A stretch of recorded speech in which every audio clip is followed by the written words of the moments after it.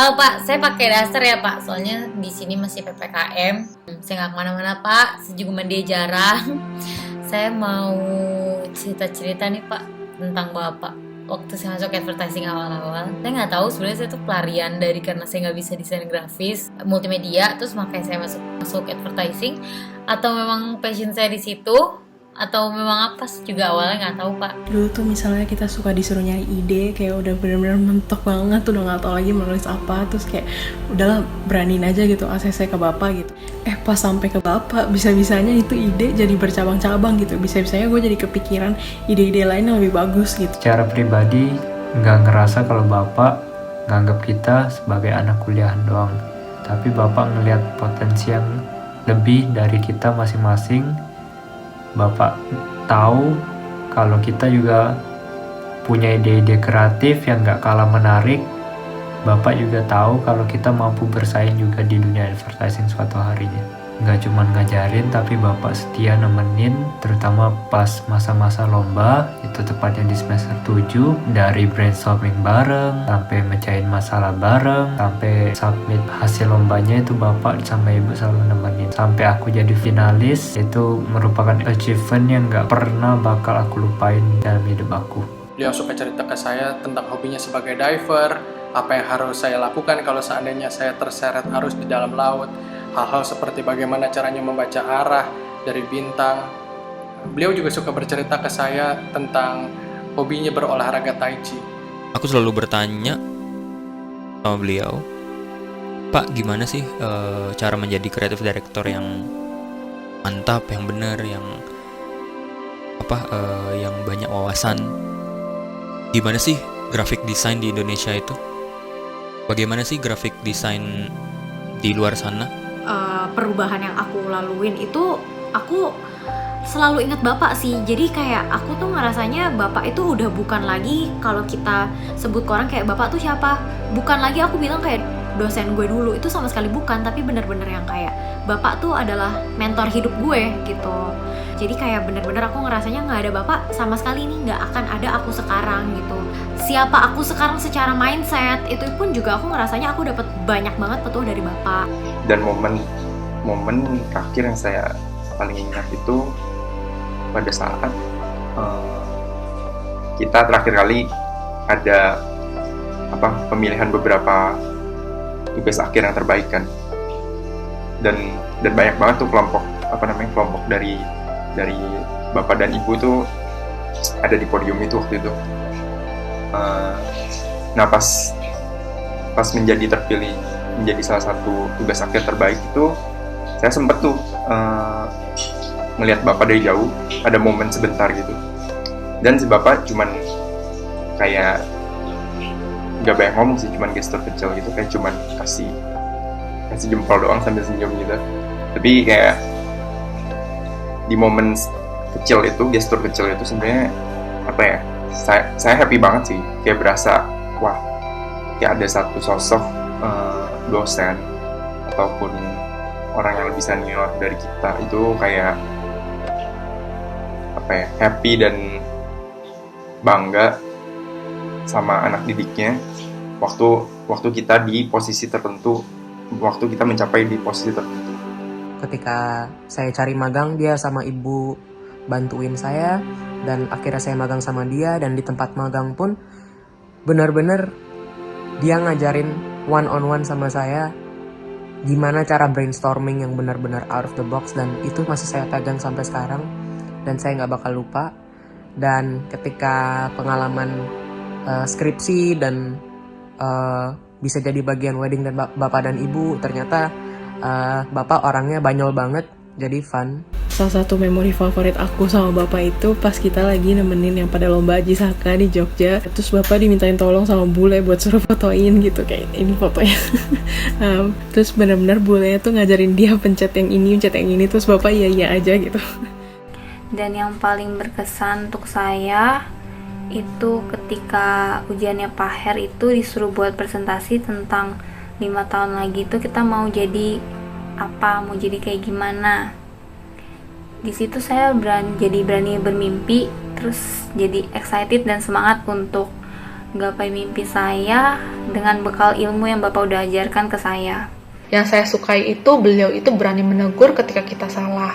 Dan itu juga nantinya untuk kebaikan kita juga depannya. Dan ilmu yang sudah diajarkan oleh beliau itu dapat bermanfaat bagi kita semua, bagi saya, dan dapat berguna untuk nantinya ke depannya ketika kita bekerja. Menjadi salah satu tamparan hidup saya ketika ditanya apa yang bakal lu lakukan dalam waktu 5-10 tahun yang akan datang. Itu yang membuat kayak kita yang masih umur itu membayangkan 5-10 tahun yang akan datang kita jadi apa sih? Momen yang paling gila sih, jadi kan Pak Her marah sama satu kelas. Akhirnya gue sama satu temen gue datang ke beliau buat mungkin minta maaf sama Pak Her. Tapi gue salah ngomong. Akhirnya pun gue diomelin karena gue bukan semena-mena ya, tapi gue salah ngomong. Kalau gue inget ya satu kata, ya udah gimana kalau kita dealnya gini aja Pak. Sebenarnya itu nggak boleh sih, dan gue belajar di situ gimana sih yang sopan gitu ngomong sama orang. Singkat cerita, beliau marah sama gue, mati kutu, kalau bisa dibilang mati kutu. Dahsyat, gue bener-bener besokannya gue langsung sakit dan gue mual-mual. Beliau tuh kayak kecewa sama gue kenapa gue bisa ngomong kayak begitu. Gue datang memberanikan diri buat minta maaf, walaupun emang nggak dimaafin pun oke, itu masalah gue. Dan akhirnya gue datang, semua orang liatin gue pas lagi ACC itu kayaknya deh. Gue datang, gue ngeliat dan gue bilang, Pak, maafin saya ya Pak, kemarin saya salah ngomong. Dan di situ juga beliau dengan ekspresinya yang gak ada marahnya sama sekali, ceria, auranya selalu bagus. Dia bilang, oh yaudah nggak apa-apa Vin, tenang aja, santai aja Vin.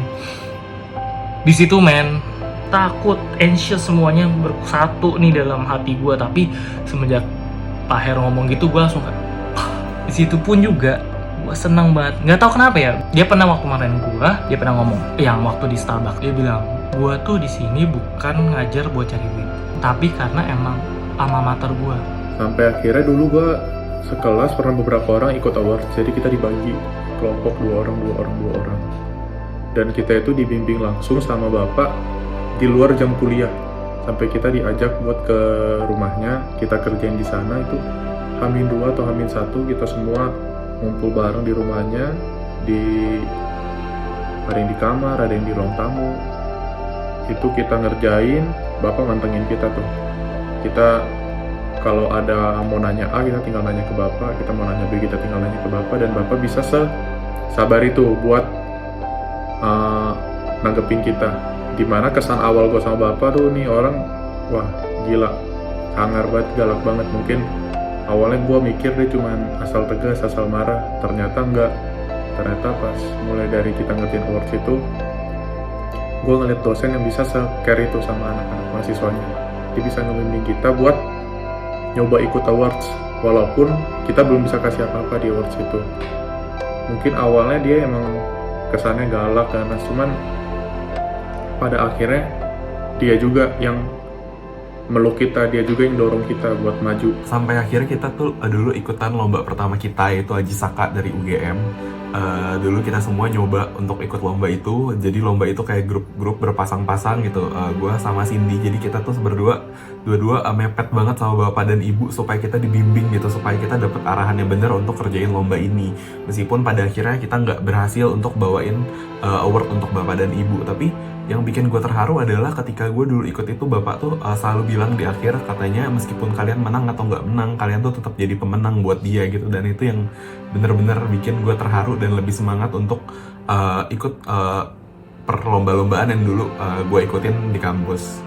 Buat gue bapak tuh bener-bener sehebat itu dan seberjasa itu untuk hidup gue gitu. Ketika dulu kita ikut JWT Disco, kayak kita tuh sama-sama datang ke rumah Bu Ani untuk asistensi, lalu ditemenin sampai jam 12 malam sampai kita submit. Kayak dimana lagi nyari dosen kayak gitu, kayak mana ada dosen yang se-care itu sama muridnya gitu. Dan bener-bener sama mau ngebimbing muridnya seperti itu gitu. Kalau omongan gue terdengar kayak mengada-ngada, melebih-lebihkan, tapi emang itu kenyataannya gitu, kayak kebingung kenapa mereka sebaik itu dan semau itu untuk membimbing kita gitu.